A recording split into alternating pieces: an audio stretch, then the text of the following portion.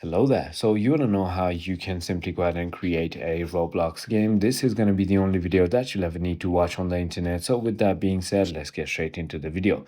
To create a Roblox game as a beginner, firstly go to roblox.com/create and then simply go ahead and click start creating to download and install the Roblox Studio.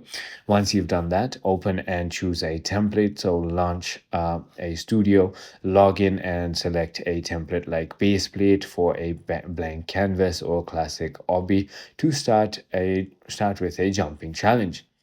Then when it comes to building your world, use WASD keys to move, right click and drag to look around, Q and E to move up and down, and add paths. So use the path button under the insert on the home tab to add basic shapes, blocks, spears, and manipulate paths. Use the move, scale, rotate tools to position, resize, and turn paths, and then click the anchor button to stop paths from falling or moving unexpectedly. In the properties window, view tab, change a path's color, material like plastic, wood, and transparency. Find free models, tree, cars, structures in the toolbox, but caution of malicious strips.